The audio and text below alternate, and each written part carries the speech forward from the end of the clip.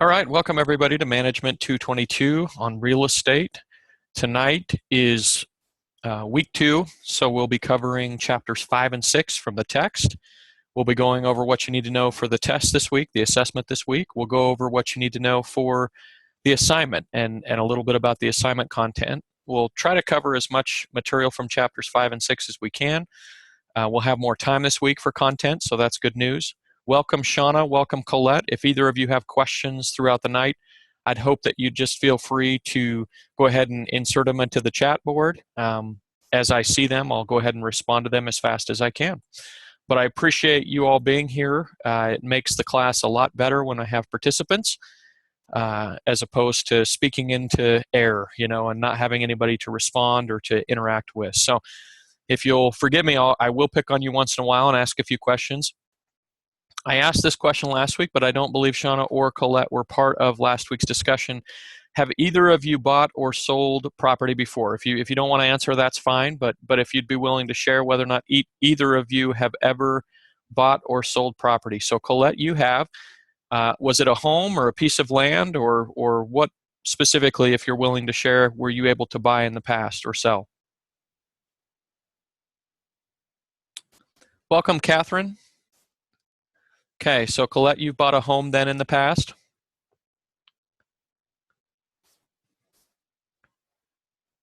Excellent. So had experience both buying and selling. Catherine or Shauna, if either of you were willing to share, have either of you bought or sold a property in the past? The reason I ask is because there are some of the things that we talk about tonight that have to do with transfer of ownership. And it's okay, Catherine. I'd say probably 70 or 80% of the class probably has never bought or sold a property.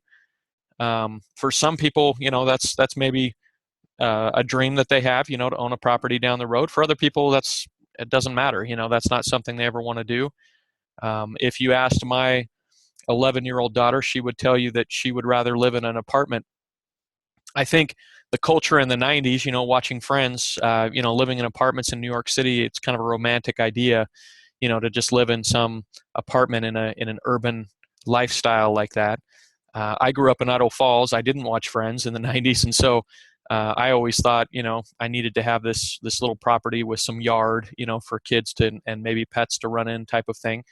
But I have a lot of my friends, didn't think that way. They definitely don't put any value on buying or selling property. They just want to rent and feel perfectly comfortable that way without having to take care of, some of the management issues of a property. Definitely less responsibility, Colette. And you're speaking from experience, right? Having owned a home in the past. There's a lot of hidden expenses and management and stress that come with owning your own home. Like we talked about last week, some of the reason that some people don't buy or sell a property is because they're stressed out about it. It makes them anxious. It intimidates them to think about buying a property and having to put together the financing or get a loan through the bank and actually go through all that process. Reality is, if you have a good realtor, a good mortgage broker, they can make that process fairly simple. Even though it is a pretty complex process, they can simplify it for you and make it very easy if they're good professionals. The more you know about that process, the more you can keep those individuals honest and have them help you by understanding some of the basics and being informed. And so that's kind of, like I mentioned last week, some of the point of this class is to be a more informed consumer when it comes to buying and selling property at some point down the road, if you choose to do that. The more you know about this process, the more that you can get value from the folks and professionals that are helping you with it. And so even if you've got a great professional that kind of holds your hand through the whole process, it's still something that the more you understand about it, the more you can help them help you, right? From that ever popular movie back in the day, Help Me Help You, right? Okay, so if anybody doesn't know what that line is from, maybe you're not a sports fan, maybe you're not a 90s movie type person. Help me help you. Okay, so anyway, Colette, if you'll chime in on some of the process that we talk about tonight, I'd appreciate it. With your experience having bought or sold, you'll have to think maybe back, hopefully not too far in your memory, on kind of what that process was like. Did you have a good realtor and a good mortgage professional and a good title officer as far as you're concerned? Or did you try to do some of those steps on your own? Once again, if you're willing to share.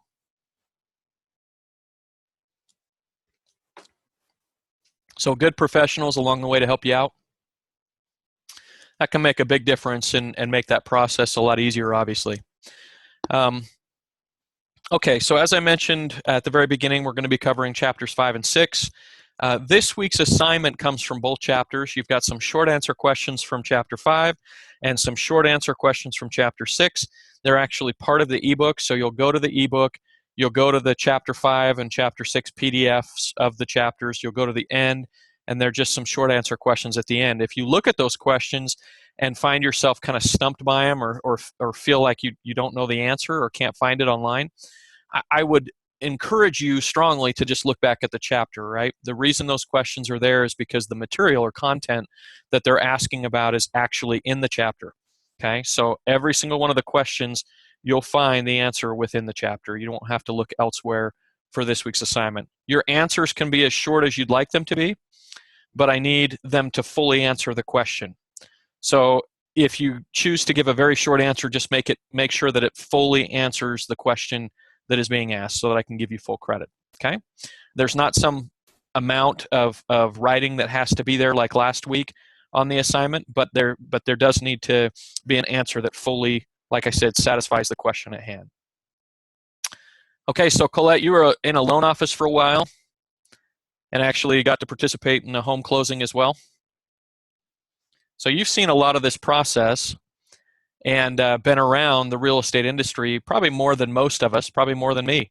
As I mentioned last week, I'm in the financial services industry, so I see loans all the time and I analyze different mortgages and things like that, but I don't participate as part of my job in closings, okay, where this actual paperwork is being done. The only experience I have with closings is the homes that I've bought and sold personally over the years. So a little different that way. Okay, so the assignment this week, some short answer questions from chapters 5 and 6. The test this week, last week I told you that it's a comprehensive test. Looking at it this week, I think it's not. So that's probably good news for most of you. It's not a big, long, midterm type test that's comprehensive over all the material. That's what most of these classes are formatted like, but this particular class is not formatted that way. So your test will be only over chapters 5 and 6, and it only has 9 multiple choice questions.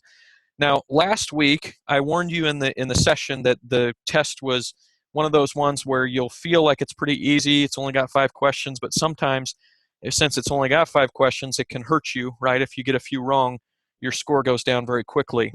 Even with 9 questions, I'd give you the same warning this week that, I'll give you the material that you need to know for the test this week, but if you read the chapter really closely and also have the material that I told you will be on the test as far as the topics, you'll do well, but you'll need to be very careful not to miss very many, and be very careful about each question, because although it's a short tests, cut both ways. It's easier because it's short, takes less time, but each one of the ones that you get wrong really can hurt you, right? Were any of you, if you're willing to share, surprised by last week's test as far as the score you got, or as far as how fast it went, or anything like that? Any feedback from last week's assessment? So as far as last week's assessment is concerned, just note that everybody has scoring on the assessment and the assignment if it was turned in on time last week. So if you've turned in an assignment late already at this point, then you'll get it graded here over the next day or two. Discussion boards will be graded by tomorrow. I mentioned to you that I'll get all grading done by Tuesday at noon, so that will happen tonight or tomorrow morning. Those will be posted. So everything turned in on time will be graded by tomorrow at noon, but as of this point, grades on the assignments and on the assessments have been finalized at this point. Remember from last week we talked about late work would be accepted just at a discount, so if you find yourself behind at this point, make sure and get your work in as soon as you possibly can. So if there's no feedback on last week's test or discussion about that, any feedback there, what about last week's assignment? Were all 3 of you be able to get it in okay, or have an opportunity to meet or visit, at least visit with a real estate professional last week? Good, Colette. So, okay, so Catherine, they're just a homework item for this week, right? A to-do item to get in front of somebody. Colette, how easy was it to find a real estate professional that was willing to talk to you? Was it hard to get somebody, or was it pretty easy to find somebody that was willing to visit with you? how did you end up finding the person that you talked to? Was it a friend or family, or was it somebody that you just found in like the online, or was it somebody that you found on Craigslist or something like that? Okay, so a little easier when we know somebody, right? If you don't know somebody, so Shauna or Catherine, if you're still kind of stumped on how to get in touch with somebody and you don't really know anybody in the real estate business, if you just type into Google your city name, okay, what city you live in, or the largest city that you live near, and then realtor or real estate sales or anything like that, or home sales, you'll get a pretty significant list of folks who are realtors in your area. Realtors happen to be some of the best marketers, um, across all industries. They market their business because it's such a competitive business to very strongly, and so it should be pretty easy to get a contact online, by doing that search. And Catherine, that's okay. The thing that I worried about last week, and that's why I emailed out on Monday about this interview for the assignment, is this: I didn't want you to get to Saturday and then try to call a realtor on Saturday. It's a lot easier, right, to give them a call during a normal weekday, ideally, even during business hours. Although realtors will answer their phone even in evenings if that's the only time that you could do it. But I'd consider doing it on break if you work full time during the day, or even on your lunch hour, just to spend just a few minutes. You don't need to spend any more than 5 or 10 minutes discussing, some of the things that we wanted to discuss about being a realtor or real estate professional. Okay. All right. As far as Shauna or Catherine, any questions though about how to do the assignment, or do you need any additional suggestions on how to find people or anything like that? Doug, welcome. Thanks for being here.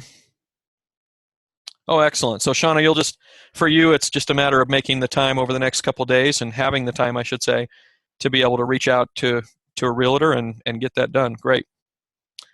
Good, Catherine. Okay, so everybody's feeling okay about it? Good evening, Doug. We were just talking about last week's assignment, hoping that everybody got it in okay, mentioning that it's already been graded at this point, but encouraging everybody, obviously, to still turn it in, even if you're late at this point. The interview is kind of a challenging thing, especially if you work, you're working and go to school and trying to balance family and all those different things of life. But as soon as you can get that in, get her done and get it submitted. Okay. So this week on the discussion board, we're going to be talking about transfer property and kind of the method of transfer. We're going to be discussing that method of transfer, and specifically we're talking about transfer of real estate, right? Not just personal property. Like I can transfer property by saying to my little brother, who lives in Texas, hey, I want to send you a Texas A&M shirt, or maybe he'll send me a BYU hat because he knows I'm a BYU football fan. So we can exchange property like that or transfer property like that. But that's not really what we have in mind for this week's discussion board. What we're talking about is more about actual real estate property. So a home or land, something where we're transferring title, right? I don't transfer title when I send a baseball cap to my brother, but I do transfer title if I wanted to give him a car, or if I wanted to give him a boat, or if I wanted to give him my home, right? Big ticket items tend to have title paperwork associated with them that points to the rightful owner of that piece of property. So in the example of a car, the bank will usually hold your title to your car until you pay it off, right? So if you get a loan through the bank, they'll usually hold on to the title for that car until you pay off the vehicle, because they have right to that title until you pay off the loan. That's why they hang on to title. You can't transfer title of that car without their permission.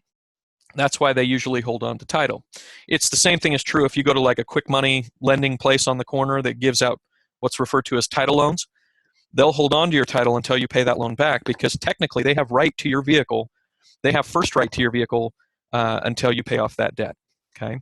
The same thing is true for a mortgage on real estate, which is what we're talking about here. If you go borrow money to buy a property, which most people borrow, right, because we don't have a couple $100,000 sitting anywhere, most of us, to just pull out of our mattress and buy a property. So most of us go through a bank or a broker to borrow money, right? Well, when we do that, that bank or institution will hold on to title until we pay off that loan, or until we transfer the property to somebody else that's going to pay off that loan. Okay, so we can sell our home. We don't have to ask the bank's permission, but we won't be released. Title won't be released to be able to be transferred to the next owner until we satisfy the loan. That's why you usually involve a title company that is the one taking care of the loan payoff with the previous owner and then issuing the new loan money from the new lender on the new home buyer. Okay, I know that was clear as mud, right? But that's the reason many times we'll use a title company to kind of facilitate the comings and goings of the money and also title of the actual property, transferring from one bank potentially to another or one owner potentially to another. Okay?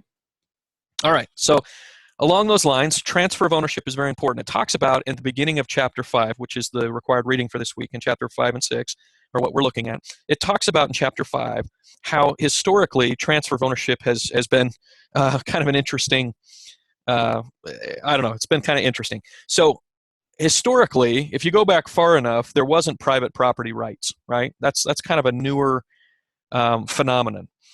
Most dictatorships, which was what most governments were over many, many years, they owned the property, right? The government owned the property. The king owned all property and allowed you to farm it or allowed you to live on it. And there are still countries today that operate basically that way, where, for example, in a communist country, traditional communism requires the government to own all property, okay? And then for goods to all be shared back to government, for government to redistribute, like a socialist environment, to redistribute that property equally among all its participants, no matter what your occupation is. That's the tenet of socialism, or the tenet of basic communism. And there are still countries today that are like that. There are still countries today that are dictatorships where you have a king.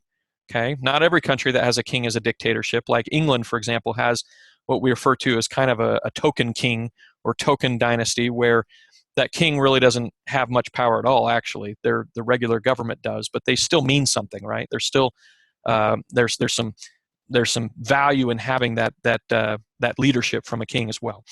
But in reality, the country of England or the United Kingdom is democratic, right? It's a democracy. It's a republic, just like ours here in this country, where they elect leaders and then those leaders make decisions on their behalf. It's a pure republic. Okay, so anyway, I got sidetracked. Historically, ownership was kings or dictators, right?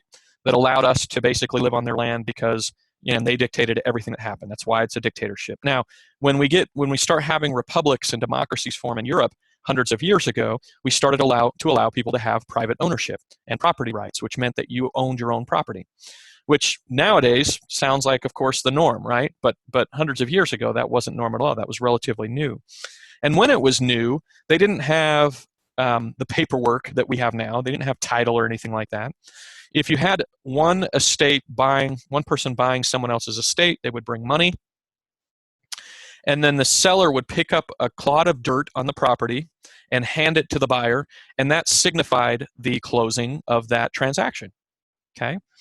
So although it sounds fun to transfer a clod of dirt from one person to another, and it sounds kind of cool, it's something you'd see on an older BBC movie, right? Reality is it lended itself over the years to a lot of fraud, okay? And so in the 17th century, they came up with what's called the statute of frauds, which is something that's still used today in the transfer of property in order to actually document ownership and prevent fraud. Okay, so we've got new rules, and basically the reason I bring this up is because the U.S. here in the United States basically uses this system today. Okay, the system of the statute of fraud, what was outlined in the statute of frauds, where it was documented transfer of ownership and documented title of ownership, on property, so you knew from one owner to the next who actually, owned the property. Okay. All right, I'm having a system malfunction, so 1 second. Looks ugly. See if we can get back on track here.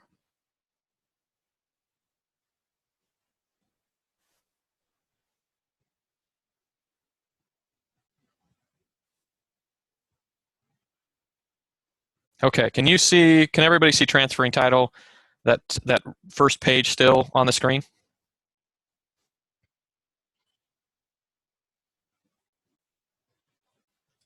Is anybody there? Okay. Yeah, for some reason my screen just went out. So let's see if I can actually change pages here. Wow. My computer is going very, very slow. We talk about all of you having computer issues. I am definitely, something's going very wrong with my computer right now. But you should see deed on the top of your page. Let me just clear off some of the weird marks that were on the page. So a deed is the result of that statute of frauds that happened in England, those rules that came out in England to help us transfer ownership between owners, right? And it helped us to be able to track who actually had right to a property. Okay, there was actually documentation to make sure that we knew who had ownership, and that transfer of ownership was transferred because of legal documentation that we refer to as a deed. And still to this day, we refer to that transfer as a deed. So it's a legal document that transfers ownership. Okay, so if I create a deed to you, Catherine, for my house, okay, and I'm the legal owner of that house, and I give you deed, that deed represents the fact that whatever I own title to and refer to in that deed then is transferred to you, okay, and you're the owner. So it's transferring a property from one owner to the other. That's what a deed does legally, okay, and it has to exist or that transfer of ownership did not happen. So, Colette, if I come to you and I shake your hand and I say, I promise that I'll give you my property, but I give Catherine the deed, even though I didn't say anything to her, and she actually accepts it, then she's the one, Catherine's the one with ownership, right? Even though I promised it to you, Colette, legally, Catherine gets the property because she has the deed. Okay, does that make sense to everybody? So doesn't matter what I say, right? Doesn't matter what somebody says when they're transferring ownership. The only thing that matters is what happens on paper, right? The legal paperwork that's going down. And I say that because a lot of people get caught up when they're buying or selling a property, especially when they're not using a realtor, on what the people who are selling the property say. Like, I'll include my washer and dryer, or I'm going to make sure and paint the whole, interior. I'm going to replace the carpet before you buy the house. I mean, there's all kinds of commitments and things that verbally they can say that they're going to do. None of that holds any legal weight. Doesn't matter that they said it to your face. None of it holds legal weight until it's part of the ownership agreement, right? And documented down. And I'm sure most of you all know that, but it's amazing how many people come to me and say, oh, they said they would do this, or they said that they would leave that, and then they didn't. And reality is, it doesn't matter what they said, right? We've got to get it in writing. We've got to trust people, but we've got to verify, and that means we need to prove it by having it in writing. Okay? So let's keep going. So we initiated this by the law called the statute of frauds, like we talked about, from England, to basically make transfer of ownership legal and binding, okay? And created the paperwork to do so. All right, my slides are going so slow because of the graphics on each one of these PowerPoint pages. It takes me just a minute as I go through these. Any questions at this point? All pretty straightforward, right? So there are some essential elements of a deed, meaning some requirements that have to be present for a deed to be valid, okay? And the book, of course, is going to list these out for us if it ever pulls up the page. So 1 second, it's thinking.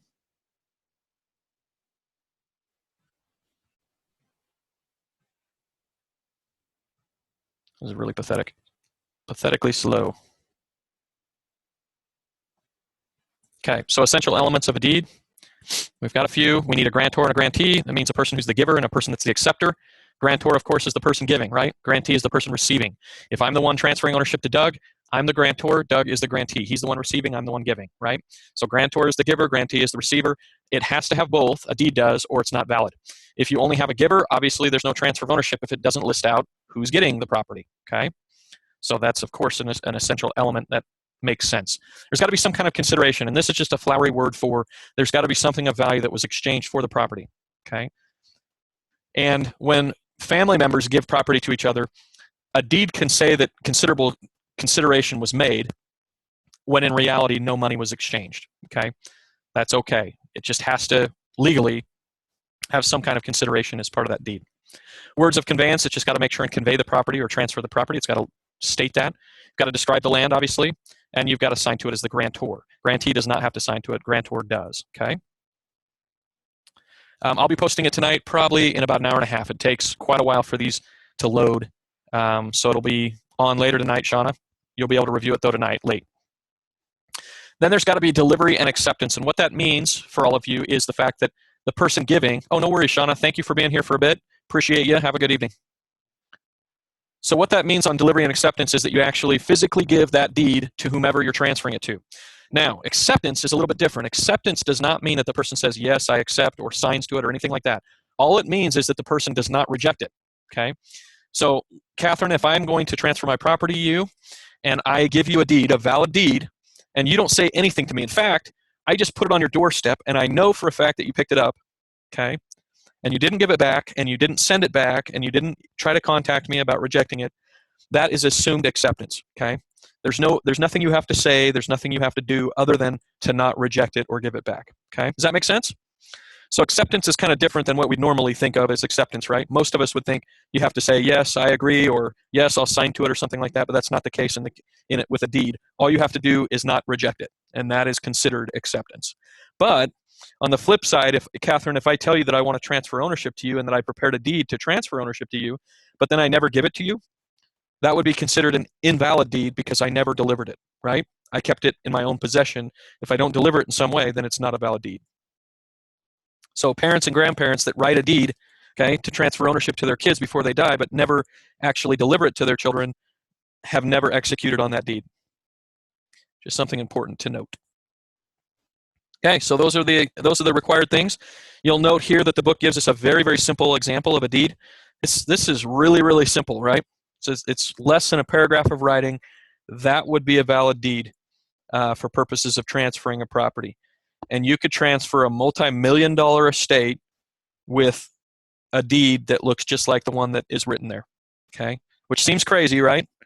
It's kind of like in banking, we joke with people when they write out a big check, right? Like $1 million check to do investments with me. Sometimes when they write out a personal check for $1 million, I say, do you want me to have the bank give you a really big check to match the amount of money that you're giving or that you're investing? And we have a good laugh about that because you can have a very small check with a big amount and you can have a very big check with a small amount, right? It doesn't really matter the size. And the same is true for this deed, right? You could have a $20 million mansion change hands legally, okay, just because of something written that looks just like this example. So pretty crazy. Now, as with everything when it comes to legal issues, attorneys and folks in the real estate business have made most deeds very complicated and have added a lot of material. And it's basically material that protects people, right? Protects the buyer or protects the seller. So there are warranty deeds and deeds that contain covenants and warranties that add to that process. And why would you need them? Well, here's some examples of different warranties and covenants that make sense to have as part of a deed. First of all, a season. And this is basically just attesting the right that you have right and guarantee right of being able to transfer the property. So, of course, we would assume this, right? But reality is a lot of people will try to transfer property that's not even legally theirs or is not their right to transfer, okay? So we talked about ownership types last week, and some of those ownership types, you can't transfer ownership without both, if it's concurrent ownership, you can't transfer without the other's permission. So if I write a deed like that one we saw in the example on the last slide, and I try to transfer to you, Catherine, my property, but I'm a tenant in the entirety, okay, with my wife, then reality is, we would both need to sign off on that, right? Or a tenant in common, or joint with rights of survivorship. If I'm joint with rights of survivorship, I may be able to transfer title without somebody's permission, right?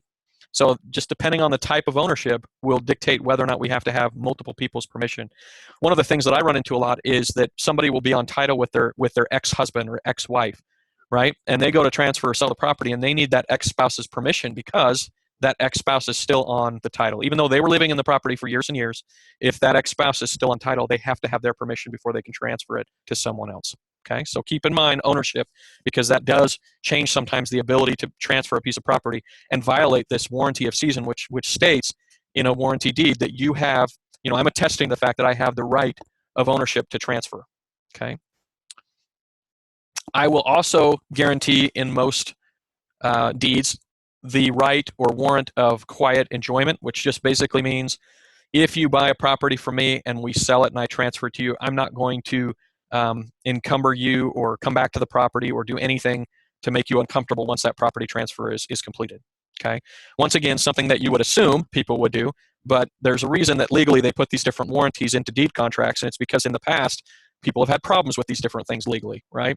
So somebody sells a property, but they don't leave you alone. They don't leave the property alone. They still use the property in different ways. These are all things that would be illegal if you had a warranty deed that stated quiet enjoyment. for the person that is there. You can guarantee or covenant against encumbrances, like taxes, liens, anything like that. You can also have a warranty deed that talks about future assurances of some kind. Okay, there's all kinds of things that can happen there. There's warranty forever that basically says, I guarantee that title will be clean forever, meaning nobody's going to encumber your title as long as you own it after I transfer it to you. So those are different elements of a warranty deed. Here's an example of a warranty deed and what that language looks like. And the book goes over all those different elements of that warranty deed.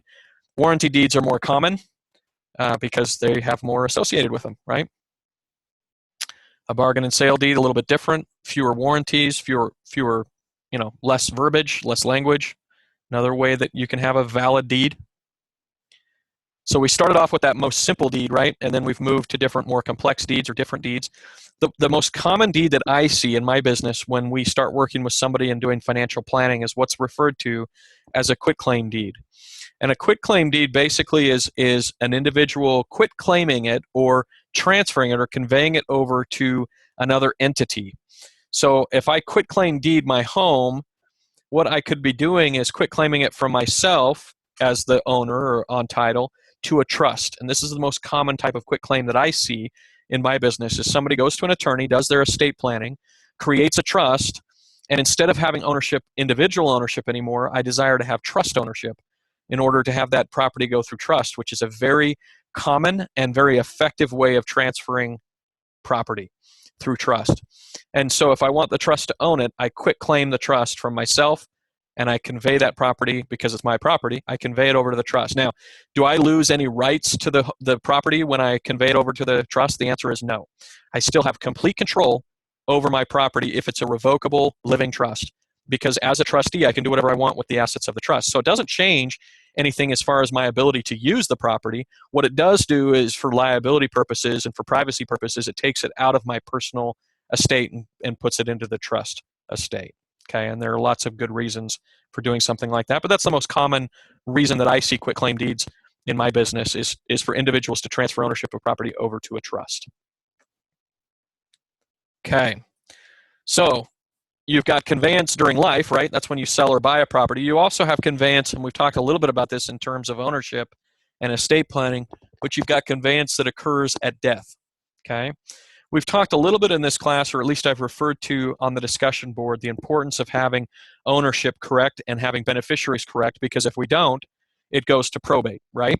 And probate is the government's way of taking care of property that wasn't in trust or wasn't in a will or wasn't titled to go to someone else where a beneficiary was listed. So if I own a property, and let's say Doug is my only living relative, okay? Doug, you and I are relatives now. I always thought you were a smart guy. That's because we're related.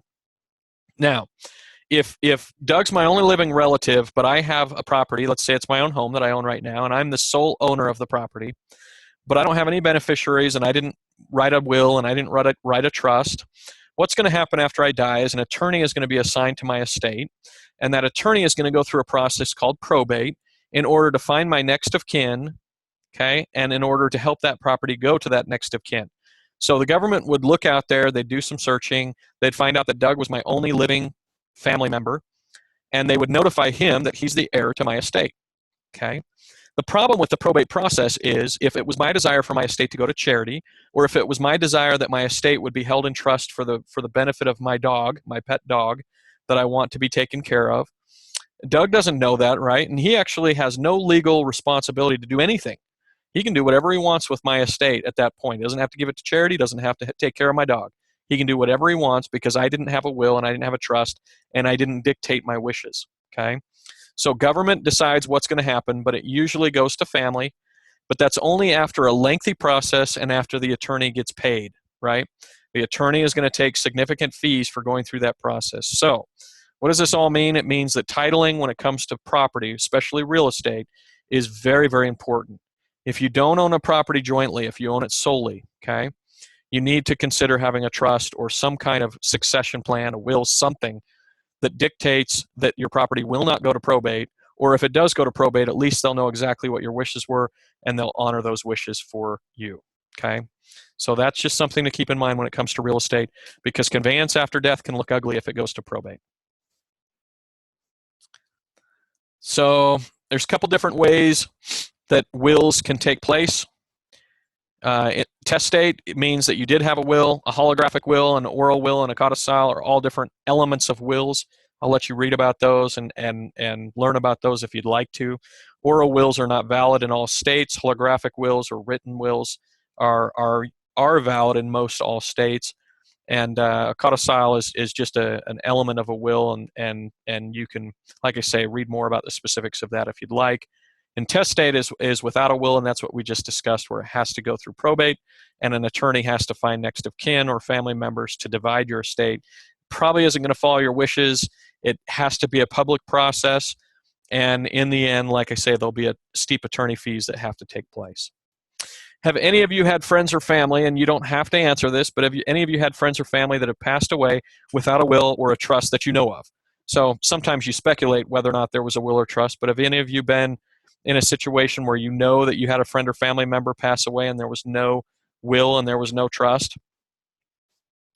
So sometimes that can turn into a complete nightmare because property doesn't really end up where it was meant to end up, right?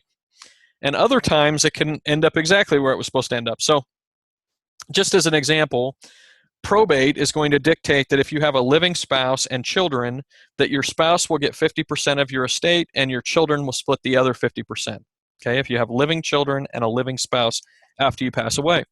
And frankly, there are probably a lot of people, that if you were to ask them before they died, where do you want your money to go? A lot of them wouldn't have any problem with that, right? They'd be okay to have half of it go to their spouse and half of it go between their children. But having said that, they probably wouldn't be okay with how long the process would be, how public the process would be, and how much the process would cost to go through probate. So even though it might end up in the right hands, and it might not, even if it does, though, it's going through a process that's costly and could have been avoided by using a will or by having a trust. Okay. We talked about probate. We talked about what heirs are going to get property based on probate. Okay. Adverse possession. I don't think I'm going to talk about this. One of the weird things that happens with property transfer is that if you if you don't take ownership of a property or occupy a property in some way, either by having a renter occupy it or you occupy it in some way, okay, there is a weird law, okay, within this statute of fraud, where if you've taken possession of it for a long time and then there's a disagreement over who has valid title to a property, and there are two people that appear to have legal documentation that it's their property, what will, if there's just no way to solve the issue, which is very rare, as you can imagine, but if there was no way to solve that issue, which I've never heard of actually happening in my career, but I'm sure it has because the book talks about it, if no one can determine, if the courts can't determine who legally should own the property, then they look at incidents of ownership. And whoever occupied the property or had more incidents of ownership on that property through recent history will be declared the valid owner. So just imagine with me, if you were the heir to a property, you never took possession because it was grandpa or grandma's property, right? You just got notified that it's yours, but you didn't know what to do about it, so you didn't occupy the property, didn't do anything about it. And 10 years later, you go to the property and the property is being occupied by someone else. And lo and behold, they have documentation that shows that your grandparents gave them deed to the property. Well, because they had incidents of ownership, meaning they had actually taken possession of the property and stayed in the property, it actually probably will end up being theirs if it goes to court, which is just a weird law, but it's very uncommon. They've just got to have a way, basically, of saying, okay, who really should own the property? If we can't determine it based on documentation, maybe duplication of documentation or multiple deeds or something like that, then this is how we're going to do it. We're going to see incidents of ownership and occupancy of the actual property itself. Just a strange nuance of real estate law. Okay, those were our terms. That's the information from Chapter 5. Let's take a quick look at Chapter 6. And and then we'll wrap it up by spending the last few minutes talking about what is going to be on the test.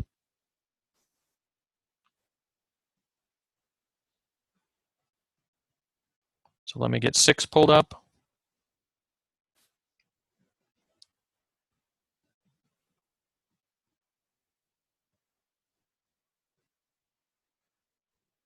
Okay. The only thing I actually want to talk about on 6 is, okay, one second.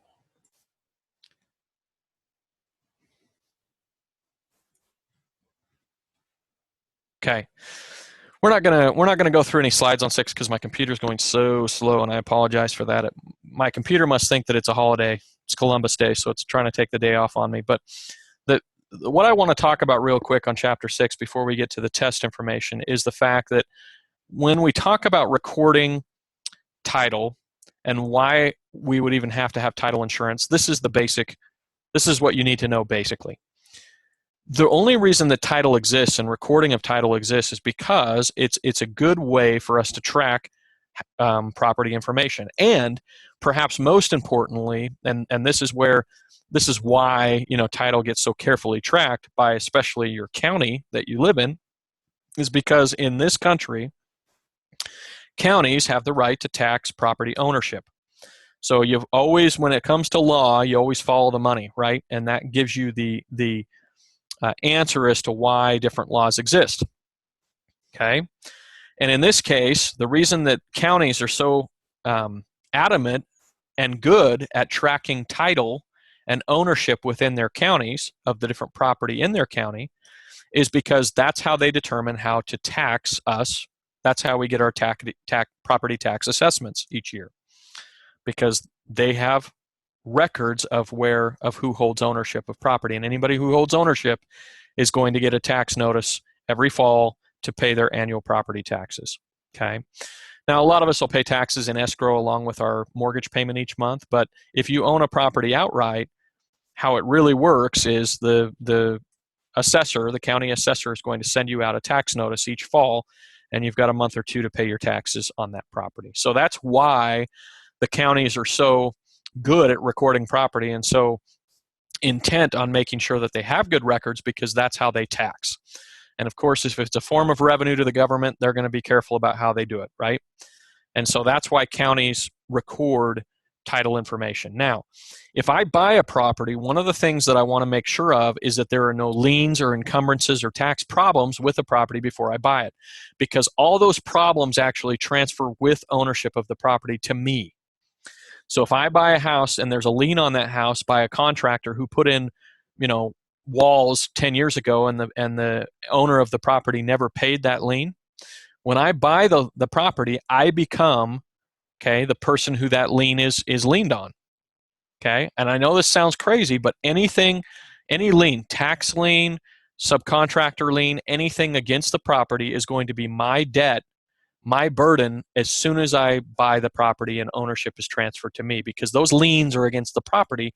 They are not against somebody individually. And I know that seems crazy, and it doesn't make much sense to most of us, when we think about it. It's not logical, but that's reality. Okay, you're fine, Catherine. We're going to wrap up here in about 10 minutes, but I appreciate you being here for most of it. Make sure and get to the video to review the last 5 minutes on the test for this week, and have a great week. So the idea is, and what I was talking about is the reason that we buy title insurance, and this is the point of this conversation. The reason we buy title insurance is because a title company legally guarantees us that there are no liens or problems with the title, and that it's a clean title. Okay. So when it comes to cars, right, we get a Carfax, and a Carfax basically checks title on our car and makes sure that there aren't like accidents reported and things like that, right? That it's a clean title. Well, in the world of homes, we have title companies that do that. And of course, there's a cost that we pay to have that done. So if we want title insurance, and if we want to guarantee that there are no liens against our property or problems of ownership with our property, the way we do that is we pay a title company what's called title insurance, or a premium. So we pay them, and they guarantee us, in return for that money, they guarantee us that that title is secure and that it's safe and that doesn't have liens against it. And if we find out afterward that there are liens against it, the title company is at risk, not us personally. Okay? So that's why title insurance gets involved. And most mortgage companies, if you were to get a loan for a home, are going to require that you have title insurance, because they don't want to be in a situation where you find out there's a lien on the property, you walk away from the property, default on the loan, and then they're stuck with the lien, right? Because they're holding, like we talked about earlier, they're holding title when they hold the loan. So that's why most mortgage companies, most banks, most brokers will require you to have title insurance as part of your real estate transaction in order to basically protect them, right? And their investment in you by lending you money. That's why title insurance is required. Yes, and Colette, that's a good point, because the seller, okay, the seller is also signing off on and basically attesting to the fact that there are not issues. So technically, the seller could be held partially liable, but the buyer is the one that in the end is basically taking on the most risk, right? Because in the end, it's their property. And so that title insurance will have to report. They'll do what's called a title search, right? And they'll disclose if there's any liens against the property. It's not that they satisfy them. The title insurance company isn't going to pay off those liens, but they would have to disclose them, right? And if the buyer still chooses to buy the property even with the liens, that's their prerogative. If they find out about the liens and then they decide not to buy the property, obviously they've saved themselves potentially a disaster if there's significant liens on the property. So title searches and title insurance companies provide a significant service to the real estate business, because they allow buyers and sellers to basically trust each other, right?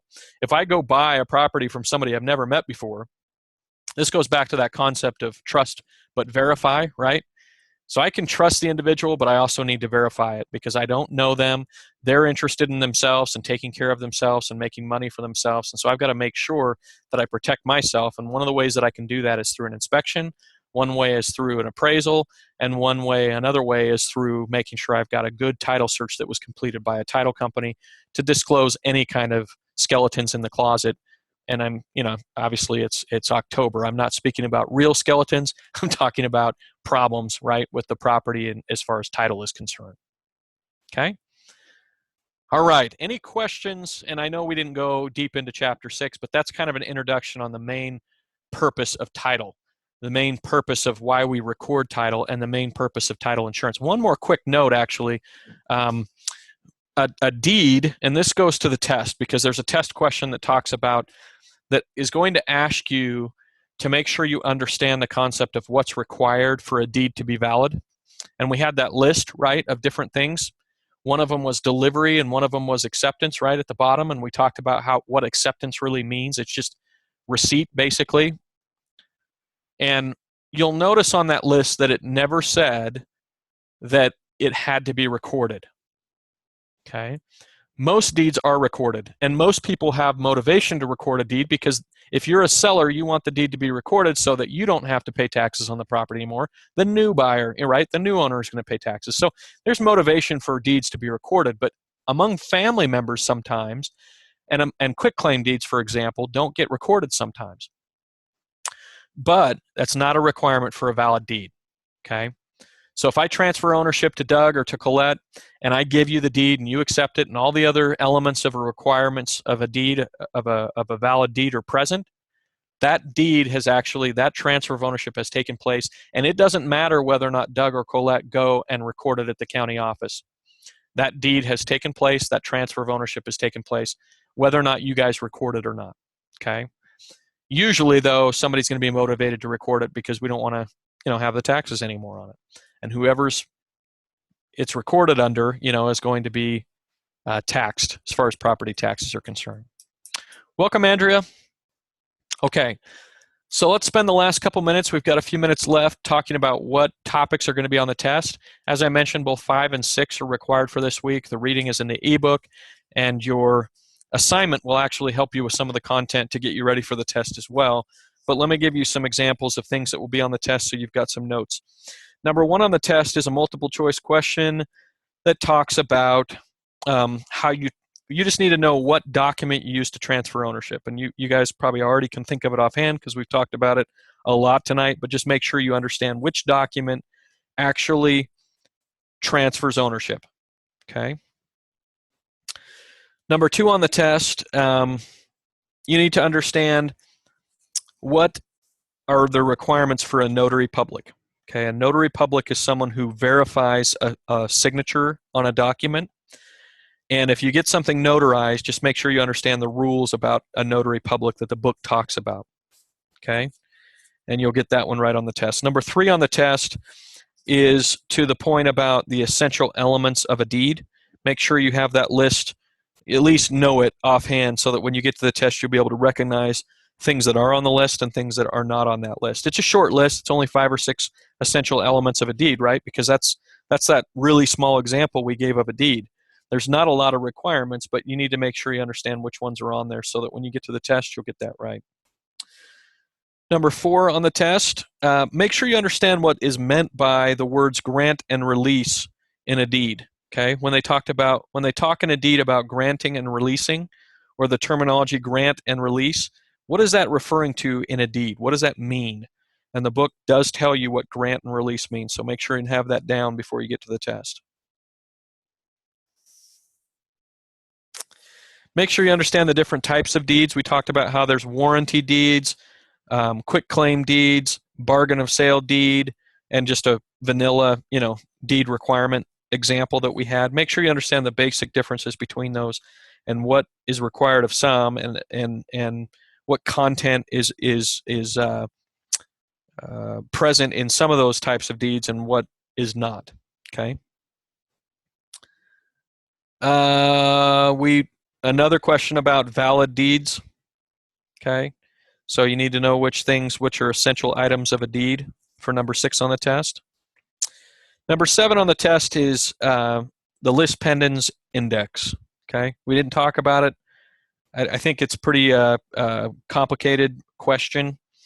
So number 7 on the test is the lis pendens index. If you got that down, you've got one right on the test.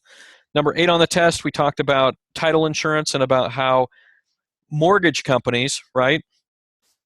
Mortgage companies who are lending money are going to require title insurance because it protects their loan, right? So for me personally as a buyer, I want title insurance because I want a safe title.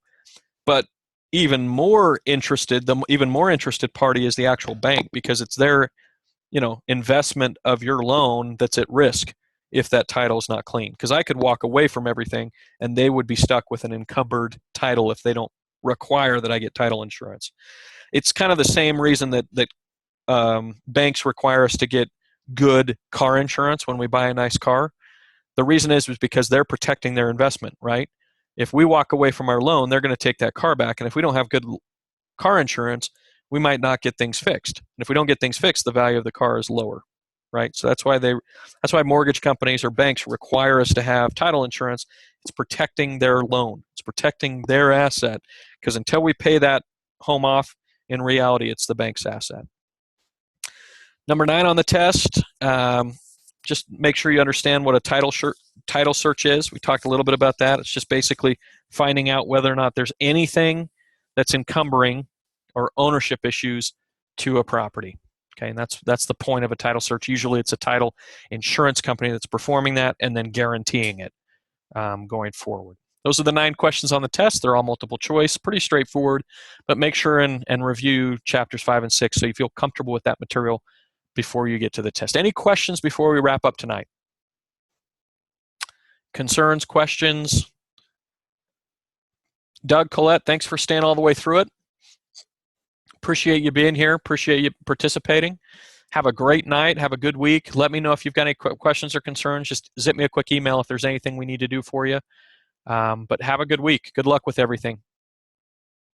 Thanks, Colette. Have a good one. Have a good one, Doug. Andrea, maybe we had the wrong time. You might have thought it started like at 8 o'clock, maybe Western or Pacific time, potentially. So we're just wrapping up the class. because it started at 8 o'clock Mountain Time. So I'll be posting the video here in just a minute. Here in the next 30, 45 minutes, it'll be posted onto the announcement board, and then you're welcome to review it there. Okay, have a good evening.